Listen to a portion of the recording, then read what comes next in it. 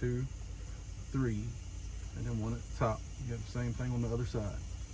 You can come in with a long extension from the back, come over your transmission tunnel, and you can reach those with a extension and a swivel socket, break those loose and get it.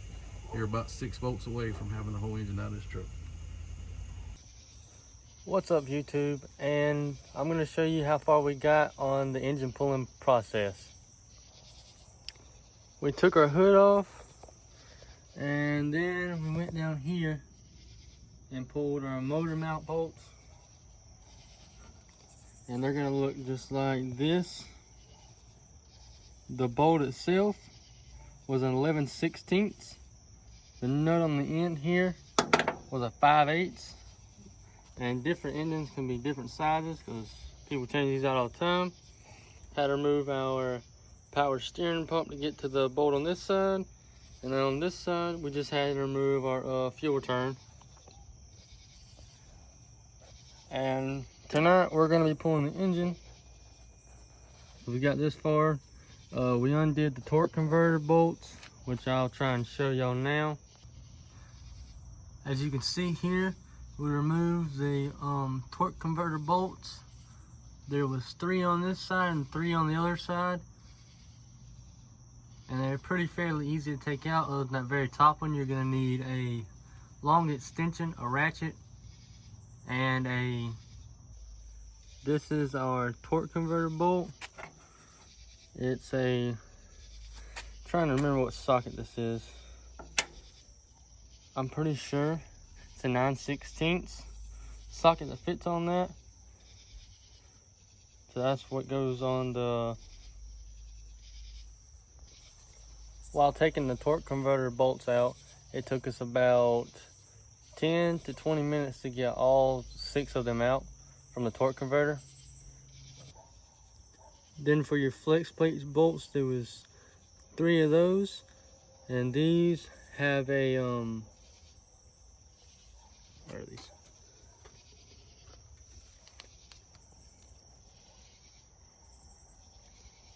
A 5/8 socket size on them when pulling them out. And what you should do is put the truck in neutral. Put it in neutral so you can spin the torque converter. While taking the torque converter and the flex plate out, you're gonna have to put the engine in neutral, or the transmission in neutral, and rotate it by hand to get to your bolts. This is our ratchet we use to take the torque converter bolts out. And here are the ones, there's the extension that we used with a swivel and a 9/16 socket on the end. And that takes about 2 minutes to get that ready and pull out that bolt. Now when putting your chain for the engine hoist, you can do it 2 ways.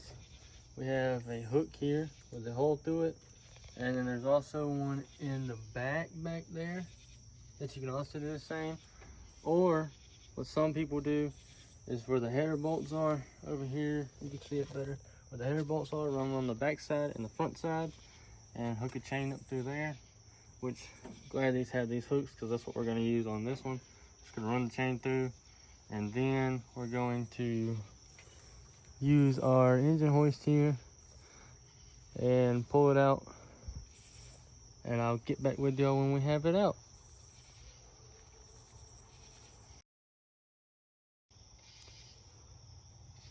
We pulled the engine out, got it ready, about to set it down on the shop floor.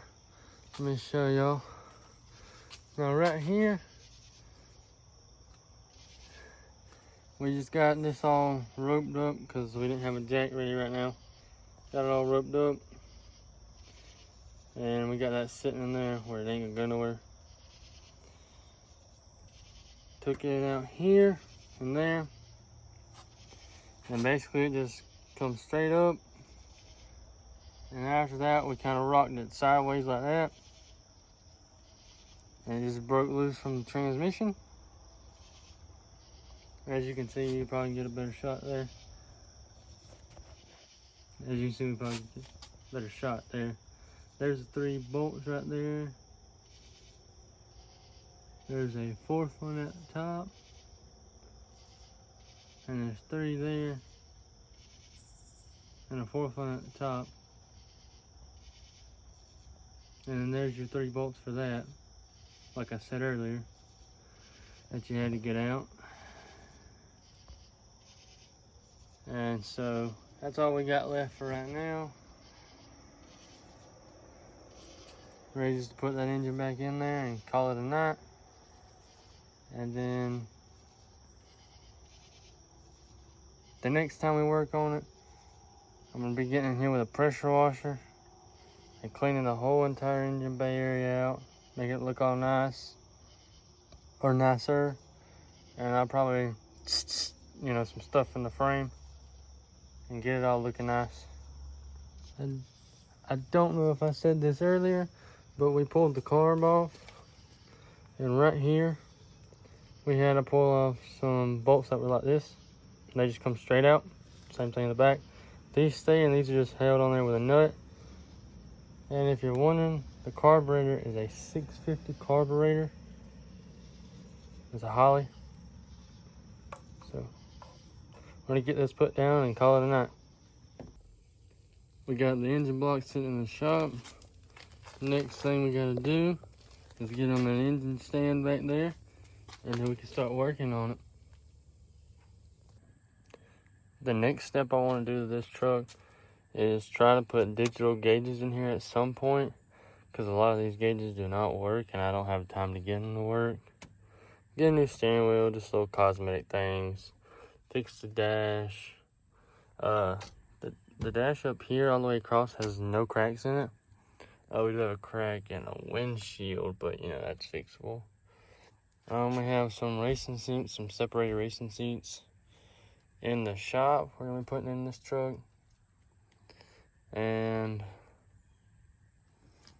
probably just fixing the other little things like door handles, locks.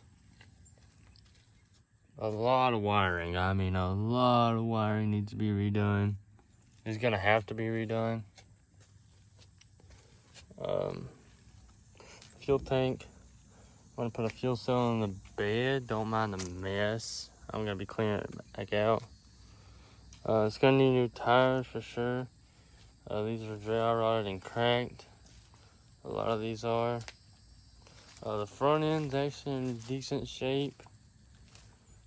Oh, another thing is, I'm gonna be pressure washing the whole inside of this. Get it all cleaned up. Gonna add some paint on the frame. And then this side, same thing, needs new tires. Needs a mirror, but you know, that's no big deal.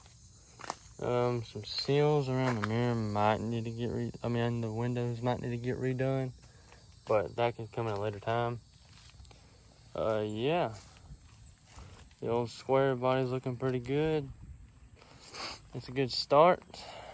Gonna close this door here. I honestly think we should come up with a name for this truck. I'm thinking more along the lines of Scare Body. Let me know down in the comments what y'all think. But yeah, this is the start of a big build. And sooner or later we'll have something else on the channel while we're getting parts ready for this thing. A lot of work's gonna be done. A lot of work.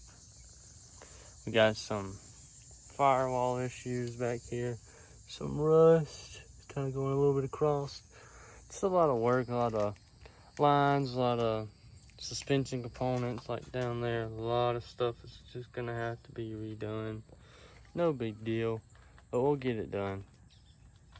Thank you for watching, and if you enjoyed this video, leave a like, comment, and subscribe, and I'll catch y'all in the next one. And I hope y'all have a blessed day and keep it safe out there.